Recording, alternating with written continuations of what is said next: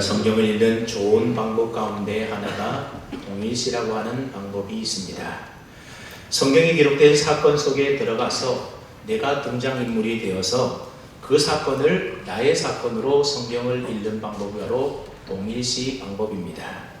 우리가 성경을 읽을 때에 이런 동일시 방법으로 성경을 읽어야만 그 성경 말씀이 오늘 나에게 주시는 살아 역사하시는 하나님의 말씀이 되는 겁니다. 그래야만 그 말씀을 통하여 나에게 주시는 하나님의 은혜를 우리 모두가 경험하며 체험할 수가 있습니다. 예를 들어서 아담과 하와가 선악과를 먹는 장면을 우리가 성경을 통해서 읽을 때에 우리는 아담과 하와를 비난하는 입장이 되기가 참 쉽습니다. 아담과 하와가 선악과만 먹지 아니했더라도 지금처럼 이렇게 땀 흘려 고생하며 수고하지 않아도 될 텐데, 그래서 에덴 동산에서 편하게 잘 먹고 잘 살 수 있었을 텐데 하면서 아담과 하와를 원망하기 쉽다는 겁니다. 근데 내가 아담과 하와가 되어서 성경을 읽게 되면 좀 다를 수가 있다는 겁니다. 아담과 하와처럼 저와 여러분들도 제 앞에서 갈등하는 모습을 우리가 가질 때가 있지 않습니까? 그리고 아담과 하와처럼 우리도 그런 상황에 놓이게 되면 선악과를 먹을 수 있겠구나, 그런 생각을 갖게 되는 겁니다. 그러면서 내 안에도 그런 죄가 있구나, 이런 사실을 깨닫게 되고, 그래서 하나님 앞에 우리가 죄인임을 고백하고 또 회개하게 되고 다시 믿음으로 새롭게 될 수가 있게 되는 겁니다.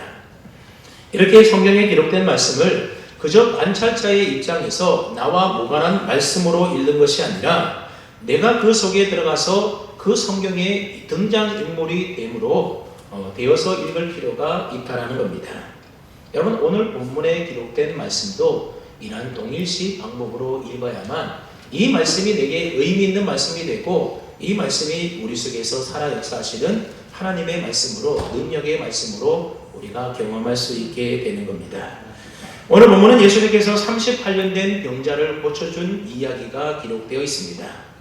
그래서 우리가 이 말씀을 읽을 때에 오늘 본문에 나오는 이 38년 된 병자가 날 수도 있겠구나, 그렇게 우리가 읽을 필요가 있다는 겁니다. 오늘 말씀은 베데스다 못가에서 일어난 사건입니다. 2절 말씀에 보면 이 베데스다 못은 예루살렘 양문 곁에 있었다, 그렇게 말하는데 아마 성지순례 가보신 분들은 이 베데스다 연못에 가보셨을 겁니다.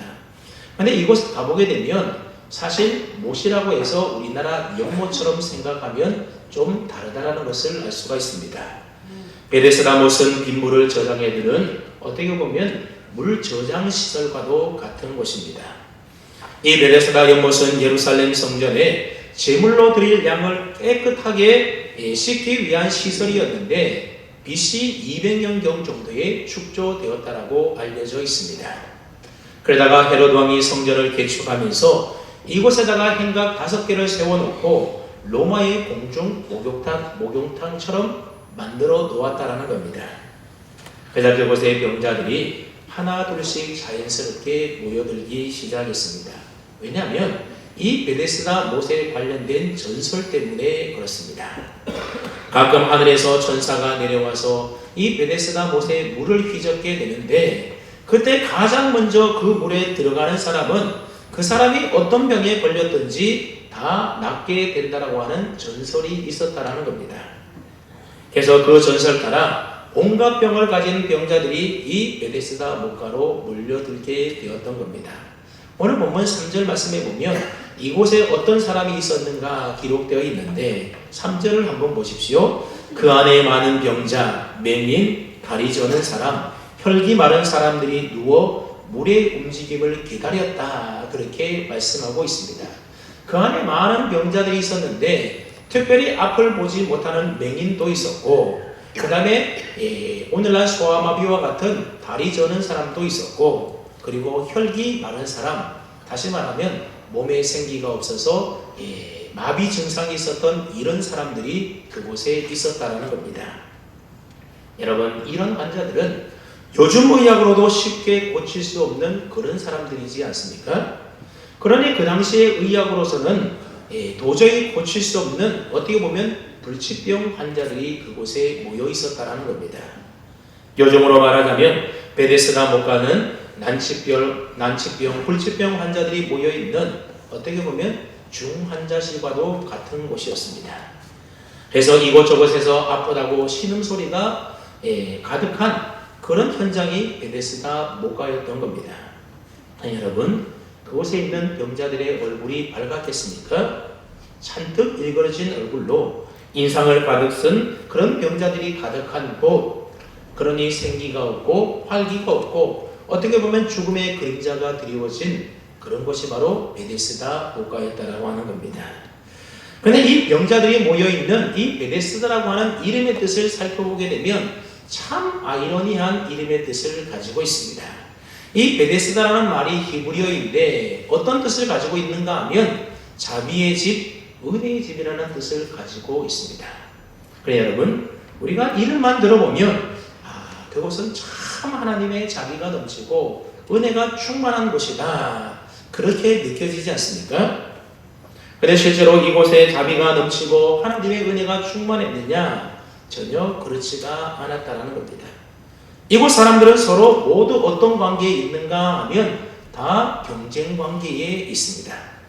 저 사람보다 내가 먼저 물에 들어가야만 내가 내 병을 고침받을 수 있다라고 하는 이 경쟁 관계가 그들 가운데 있었던 겁니다. 그러니 그곳에는 자비와 은혜가 아닌 치열한 경쟁만이 있는 살벌한 곳이었던 겁니다. 그곳에는 법도 질서도 윤리도 통하지 않는 오직 경쟁에서 살아남은 자만이 이기는 어떻게 보면 약육강식의 세계가 바로 그곳 베데스다였습니다. 여러분 한번 가만히 생각을 해 보십시오. 물이 움직일 때에 가장 먼저 못 안에 들어갈 수 있는 사람은 어떤 사람이겠습니까? 다른 사람과 비교해 볼 때에 그나마 몸이 좀 건강한 편이어서 재빠르게 행동할 수 있는 그런 사람이 가장 먼저 물속에 들어갈 수가 있게 되는 겁니다. 반대로 병이 중하면 중할수록 물에 먼저 들어갈 확률은 아주 희박하게 되는 겁니다. 여러분 얼마나 모순입니까? 병이 오래되고 중해서 다른 방법으로는 도저히 나을 수 없는 그런 중환자들이 먼저 들어가서 고침을 받아야 되지 않습니까? 그런데 별로 절박하지도 않은 비교적 건강한 사람들이 먼저 들어갈 수 있는 그런 모순된 장소가 바로 베데스다 곳이었다라고 하는 겁니다. 그러므로 베데스다는 누군가에게는 치유의 장소, 기회의 장소이기는 했지만 동시에 누군가에게는 기회조차도 없는 어떻게 보면 절망적인 장소, 또 좌절의 장소였던 겁니다. 근데 1절 말씀해 보았더니 예수님께서 이 베데스다에 가실 때가 언제인가 하면 유대인의 명절 때라는 것을 알 수가 있습니다. 우리로 치자면 추석이나 설 명절과 같은, 그래서 모든 사람들이 함께 기뻐하고 또 가족들도 만나고 또 예루살렘 성전에 올라가서 하나님 앞에 기쁨으로 예배드리고 즐거운 날들이 바로 명절이지 않습니까? 그런데 이곳 베데스다의 목가에 있는 사람들은 이런 모든 사람들이 즐거운 명절을 보내고 있을 때에 그들은 다 그곳에 누워서 병든 채로 물이 동하기만을 기다리고 있었다는 겁니다. 그러니 찾아갈 데도 없고 찾아오는 사람도 없는, 그래서 그냥 그 자리에 가만히 있을 수밖에 없었던 겁니다. 그럼에도 불구하고 그들이 이곳 베데스다의 목가에 머물고 있는 이유는 오직 딱 하나였습니다. 언제일지 모르지만 하늘에서 천사가 내려와서 이 베데스다 못의 물을 휘젓고 지나가게 되면 그때 가장 먼저 들어가기만 하면 이 지긋지긋한 병에서 해방될 수 있다라고 하는 신락 같은 희망 하나 때문에 그들은 그곳에 머물러 있었던 겁니다. 그러나 그 희망은 실망이 되어버리고 그 실망은 낭망이 되고 그 낭망은 또 절망이 되고 그러다가 인생이 끝나는 곳, 그곳이 바로 베데스다였다라는 것입니다. 여러분 처음에는 나름대로 다 희망을 가지고 그곳에 오지 않았겠습니까? 그러나 시간이 지나감에 따라 그 희망은 점점 사라지고 더 이상 아무것도 기대할 수 없고 더 이상 갈 곳도 없는, 그래서 인생의 막장과도 같은 곳이 바로 베데스다였던 겁니다. 그럼에도 불구하고 누군가는 또다시 희망을 품고 그곳에 찾아오는 겁니다. 하지만 결국 시간이 지나가면 그 사람도 실망하게 되고 그러다가 인생을 마감하는 어떻게 보면 사람들로부터 잊혀지고 벌어진 그런 장소가 바로 이 베데스다였던 겁니다. 여러분, 이런 베데스다를 가만히 한번 생각해 보시면, 그리고 그 자리에 머물러 있는 병자들을 한번 가만히 생각해 보시면, 오늘 우리들이 살고 있는 이 세상의 삶과 너무나 비슷하다는 생각이 들지 않습니까? 베데스다에 머물고 있는 사람들은 신락 같은 희망과 꿈 때문에 그곳에 모여 있는 겁니다. 혹시라도 내가 베데스다 목가에 들어가는 첫 번째 사람이 될 수 있지 않을까, 그런 막연한 기대와 꿈이 그들에게 있었던 겁니다. 그래서 내 인생이 바뀌고 역전되지는 않을까, 이런 한 가지 꿈을 가지고 그곳에 모여 있었던 겁니다. 오늘 이 시대를 살아가는 사람들도 보면 나름대로 베데스다와 같은 꿈을 가지고 살아가는 사람들이 참 많이 있습니다. 어떤 사람들은 복권에 당첨되면 내 인생 하루아침에 역전될 텐데, 그런 꿈속에서 매주마다 로또 복권을 사는 사람들이 있습니다. 또 어떤 사람들에게 있어서 이 베데스다의 꿈은 사업을 잘해서 돈 많이 버는 것이 꿈입니다.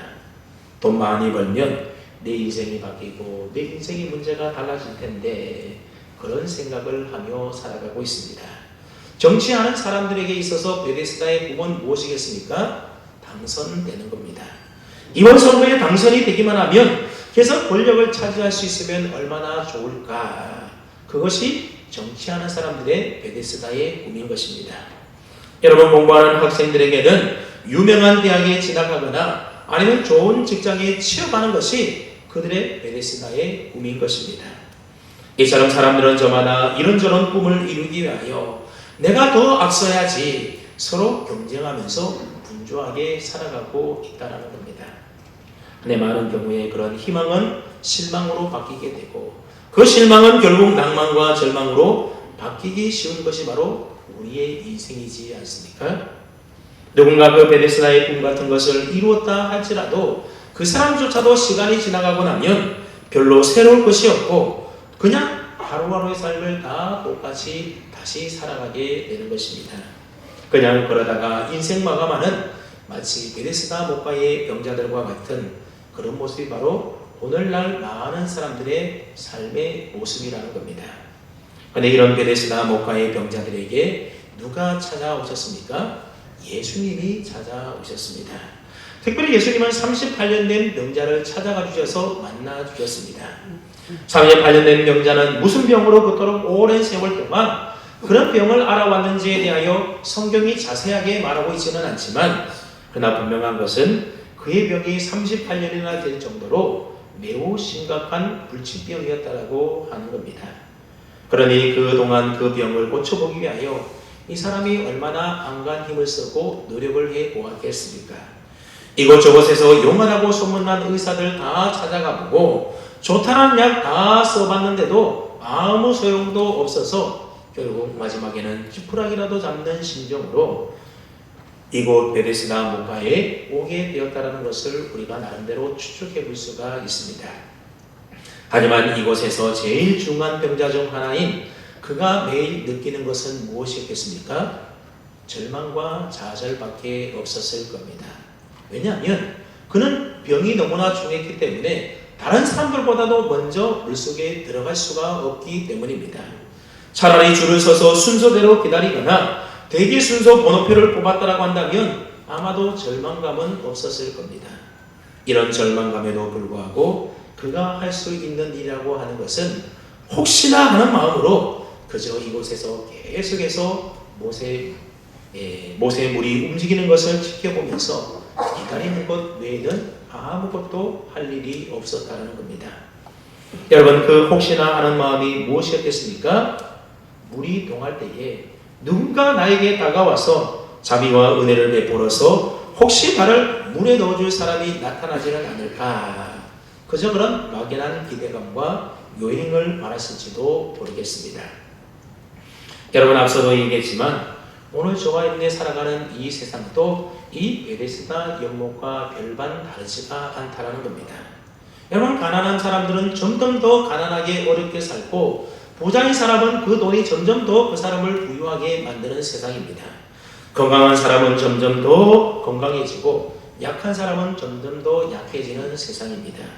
나보다 어렵고 힘든 사람, 그런 사람들에게 양보해서 함께 더불어 살아가는 그런 세상이 아니라 오직 자기 혼자만이 살아남으려고 하는 이기적인 세상이 오늘 우리들이 살아가는 이 세상이지 않습니까?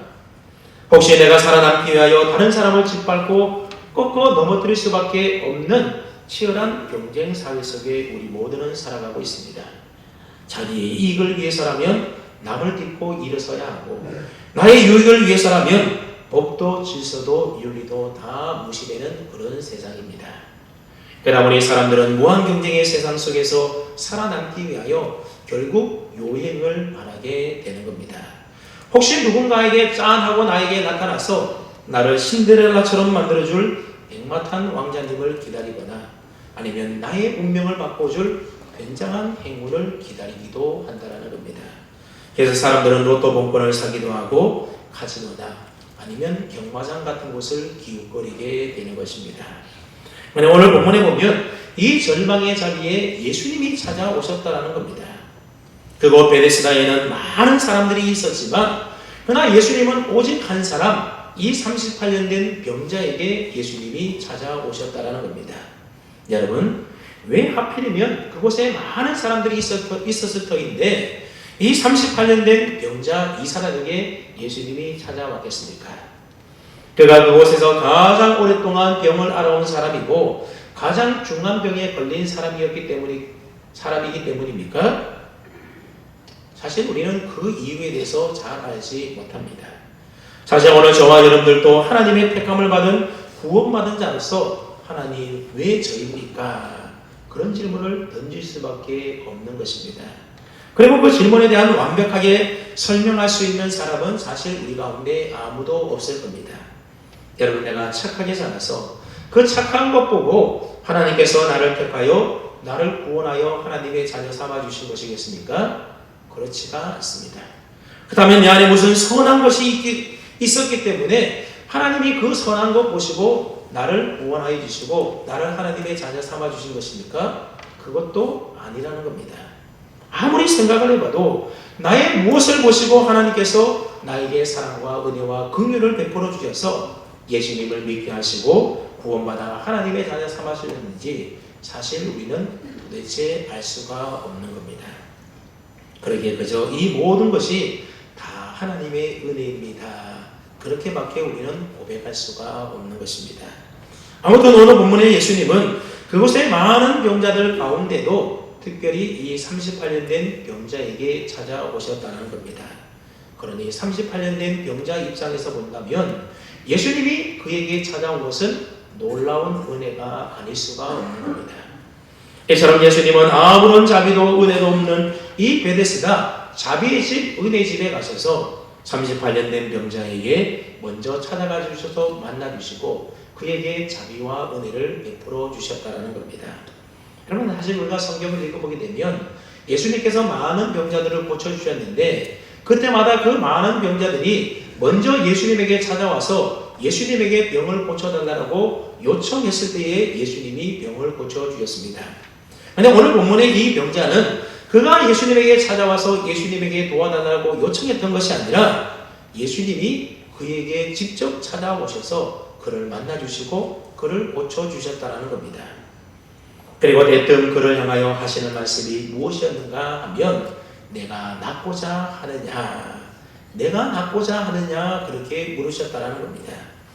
여러분, 예수님의 이 질문은 어떻게 보면 참 어리석고 엉뚱한 질문이 아닐 수가 없습니다.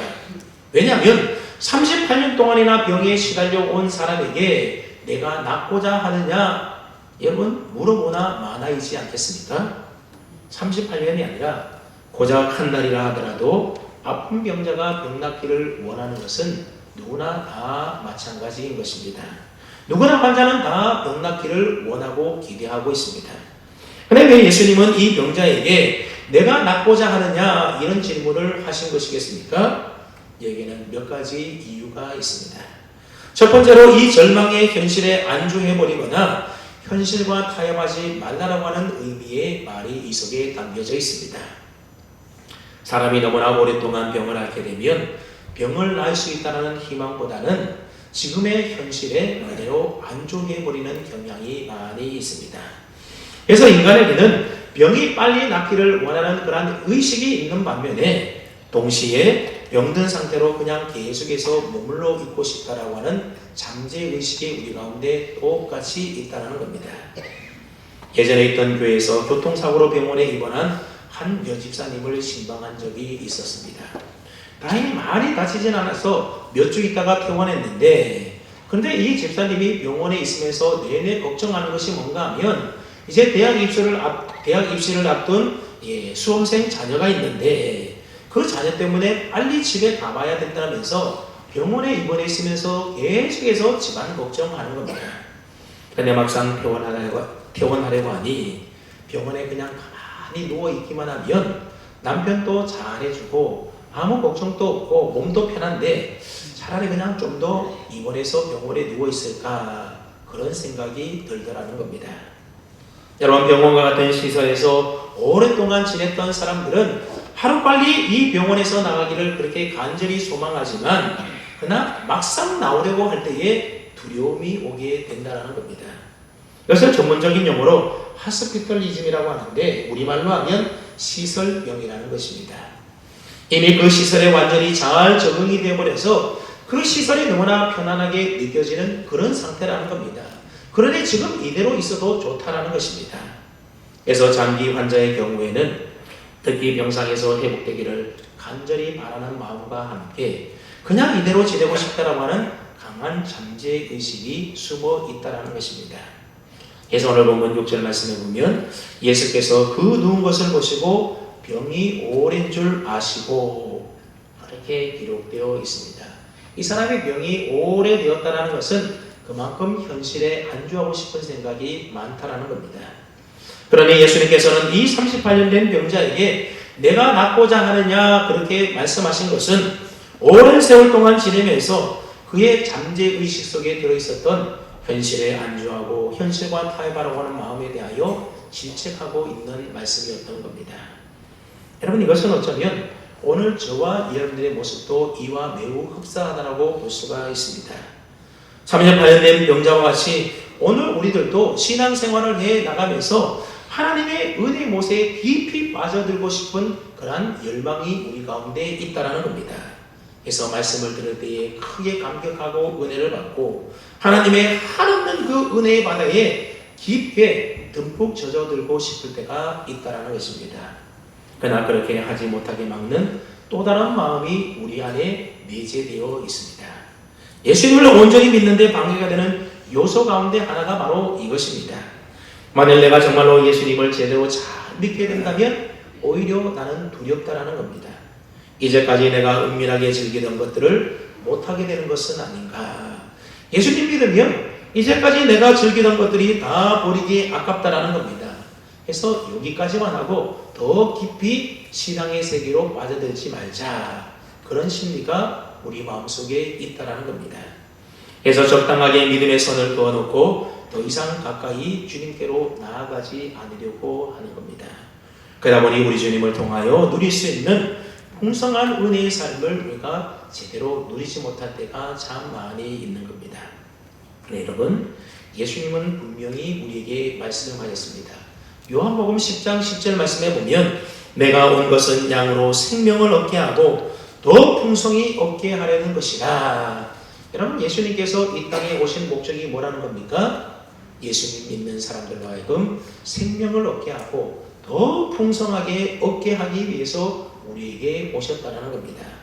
예수님께서는 우리에게 더 풍성한 삶을 준비하고 계시는 겁니다. 그러니 현실에 안주하지 말고 예수님의 은혜 바다로 나오라고 말씀하십니다. 지금 안주하고 있는 그곳에서 박차고 일어나서 나에게로 나오는 자에게 지금까지 맛보지 못했던 풍성한 은혜의 삶을 주시겠다라고 약속하고 계십니다. 그래서 예수님은 38년 된 병자에게 찾아오셔서 내가 낫고자 하느냐 그렇게 물으셨던 겁니다. 너가 정말로 낫고자 하는 의지와 사모함, 간절함이 너에게 있느냐는 겁니다. 너가 진정으로 나를 필요로 하느냐는 겁니다. 이 물음에 대하여 우리는 무엇이라고 대답해야 하겠습니까? 예수님, 나는 꼭 주님이 필요합니다. 그렇게 고백해야 하지 않겠습니까? 오늘 우리의 인생의 절망의 자리에 은혜로 찾아오신 주님께서 내가 낫고자 하느냐 그렇게 물으실 때에 주님 진정으로 낫기를 원합니다. 주님 도와주셔서 이 절망의 자리에서 나를 건져 주옵소서. 그렇게 고백할 수 있는 저와 여러분 다 될 수 있기를 주님의 이름으로 축원합니다. 아멘. 예수님께서 내가 낫고자 하느냐 물으신 두 번째 이유는 어떠한 절망의 자리에서도 삶을 포기하지 말고 소망을 가져야 된다는 의미로 예수님이 이렇게 물으셨던 겁니다. 오래전에 개봉되어서 큰 히트를 쳤던 쇼생크 탈출이라고 하는 미국 영화가 있습니다. 아마 여러분들 가운데도 많은 분이 보셨을 겁니다. 그 영화를 보게 되면 모건 프리먼이라고 하는 흑인 배우가 조연으로 등장하게 됩니다. 그는 죄수로 등장하게 되는데 처음에는 어떻게든지 가석방을 받으려고 온갖 노력을 다하게 됩니다. 그러나 감옥 생활이 오래 지나감에 따라서 나중에는 자포자기하기에 이르게 됩니다. 그래서 나중에는 가석방 심의 과정에서 질문을 받을 때도 자기 멋대로 대답을 해버립니다.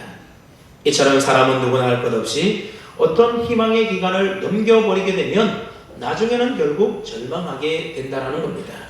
나중에는 자포자기 해버리고 마지막에는 아무 생각도 없이 그저 무감각하게 하루하루 살게 되는 것입니다. 예수님께서는 우리의 인생이 이런 삶이 되기를 원치 않으십니다. 우리에게 소망이 생기기를 원하시고 뭔가 바라는 것에 집중하기를 원하시는 것입니다. 뭔가 자기 분야에서 성공을 이룬 사람들의 이야기를 우리가 많이 듣게 되는데 그 사람들의 이야기를 가만히 들어보게 되면 사람들이 왜 성공하지 못하는 이유에 대해서 그들이 말해주는데 뭔가 하면 다른 이유가 아니라는 겁니다. 사람들이 정말로 성공하는 것을 간절히 바라고 있지 않기 때문에 그들이 성공하지 못한다는 겁니다. 그래서 조금만 힘들면 금세 포기하고 그만두고 좌절하고 절망한다는 겁니다. 그렇게 해서는 절대로 성공할 수가 없고 이길 수가 없다는 겁니다. 여러분, 사람에게 좌절감이나 노예의식, 실패의식만큼 무서운 것이 없습니다. 제2차 세계대전 때에 악명 높은 독일군의 아우슈비츠 혐오소에서 보낸 심리학자 빌터 프랭클이라는 사람이 있습니다. 이 사람이 자신이 수용소에서 경험했던 것을 하나의 책으로 내게 되는데 그 책 이름이 바로 죽음의 수용소에서라고 하는 작은 분량의 책입니다. 근데 이 책에 보면 이런 내용이 기록되어 있습니다. 빅터 프랭클이 가만히 살펴보았더니 사람들이 새해라든지 아니면 성탄절이나 부활절과 같은 큰 명절이 지나가고 나면 다른 때보다도 더 많은 사람들이 죽어 나가더라는 겁니다. 그래서 이 사람이 왜 그런지를 가만히 살펴보았더니 명절이 다가오게 되면 아무리 수용소라 할지라도 뭔가 좋은 일이 일어날 것이라고 하는 기대감을 모든 사람들이 갖게 된다는 겁니다. 이번 새해는 내가 풀려날 수 있겠지. 이번 성탄절에는 이곳에서 나갈 수 있겠지. 이번 부활절에는 이곳에서 나아가 가족들과 함께 지낼 수 있겠지. 그런 기대감과 소망이 수용소에 있는 모든 사람들의 마음에 있다는 겁니다. 하지만 정작 명절이 지나도 자신들이 풀려나지 못하게 되면 그때부터 기대하던 마음은 실망과 절망으로 바뀌게 되고 그래서 사람들이 시름시름 병을 앓다가 죽는 사람들이 많이 생겨나게 된다는 겁니다. 그래서 그런 이러한 현상을 바라보면서 인간은 희망이 사라질 때에 절망에 이르게 되고 결국 그 절망이 죽음에 이르게 한다. 그렇게 이야기하고 있습니다. 그래서 유명한 신학자인 에밀 브루너는 우리의 허파에 산소가 필요하듯이 우리의 삶의 의미에는 소망이 필요하다. 그런 말을 했습니다. 우리 육신이 산소를 호흡하고 살아가는 것처럼 우리의 정신과 영혼은 소망을 호흡하며 살아간다고 하는 겁니다.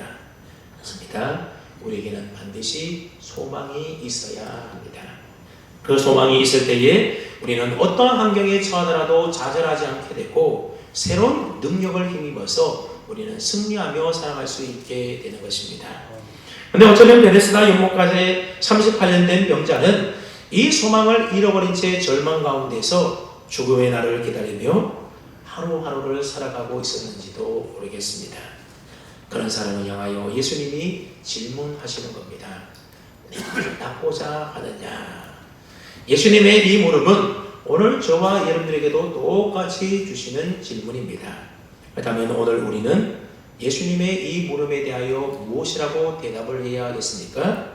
대답은 간단합니다. 예, 낫고 싶습니다. 그렇게 대답하면 되는 겁니다. 여러분, 오늘 본문에 38년 된 병자를 보십시오. 예, 제가 낫기를 원합니다. 그렇게 간단하게 대답하면 되는데, 그런데 이 사람이 뭐라고 대답을 합니까? 예, 낫고 싶습니다. 그렇게 대답하는 것이 아니라 예수님의 이 질문의 핵심을 알아차리지 못하고 그저 자기 신세 한탄하면서 원망을 하고 있습니다. 우리 한번 7절 말씀을 다 함께 읽어보겠습니다. 7절입니다. 시작.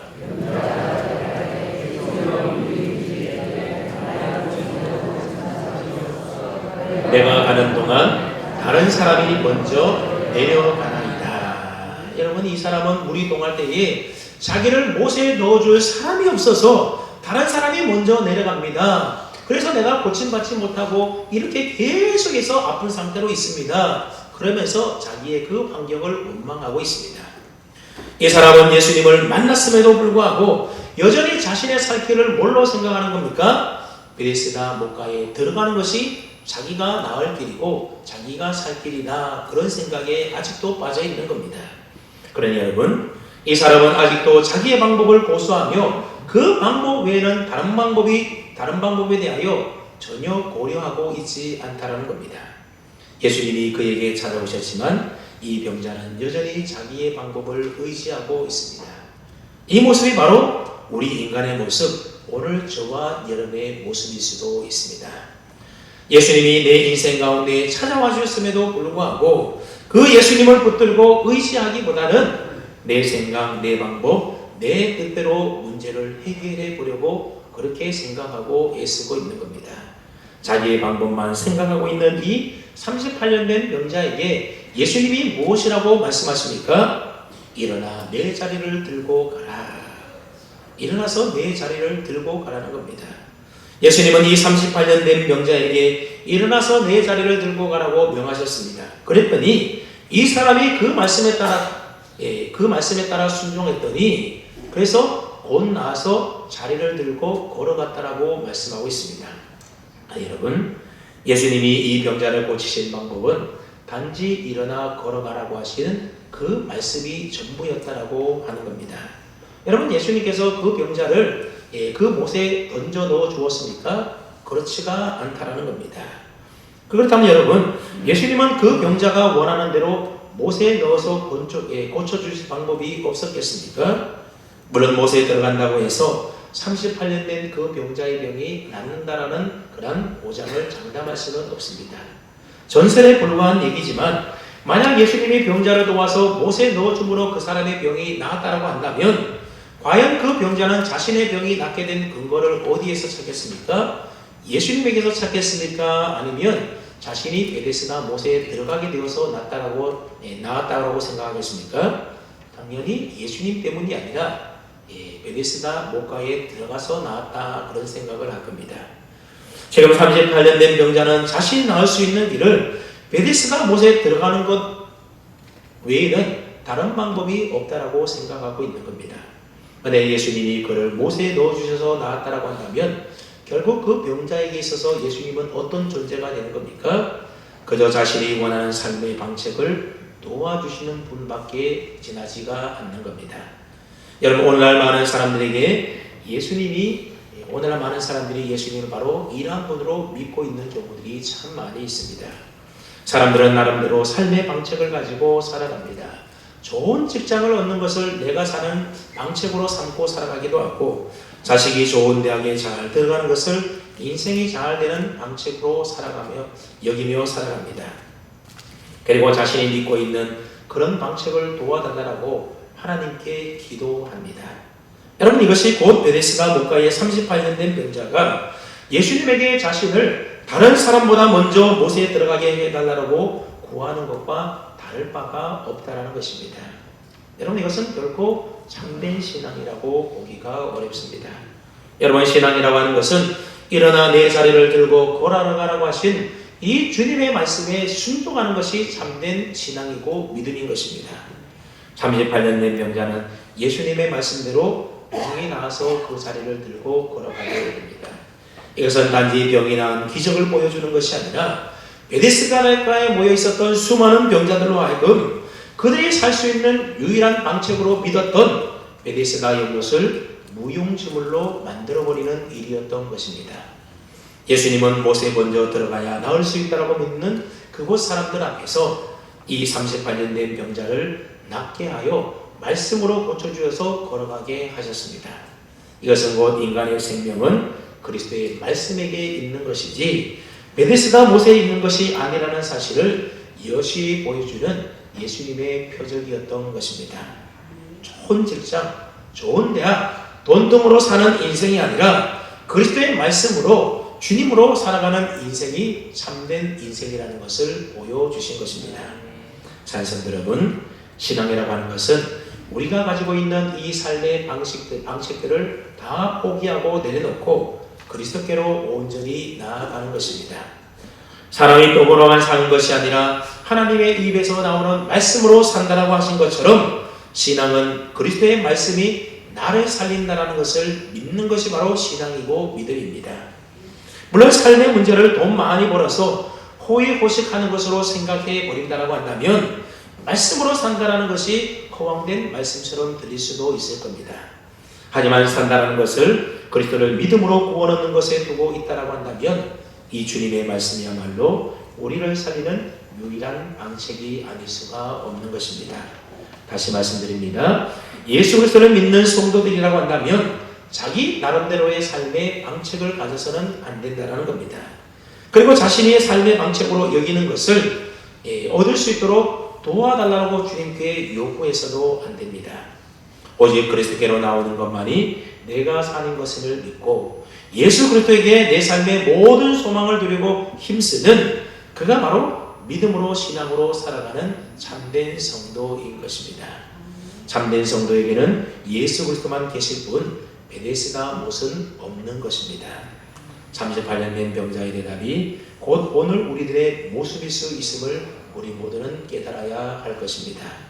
예수님을 믿는다고 하면서 우리 나름대로 삶의 방책을 가지고 살아간다고 하면 결국 우리는 경쟁에서 뒤처지고 다른 사람이 나보다 더 앞서고 성공하는 그 일로 인하여서 이 베데스다 연못의 38년 된 병자처럼 우리의 삶의 상황을 원망할 수밖에 없게 되는 겁니다.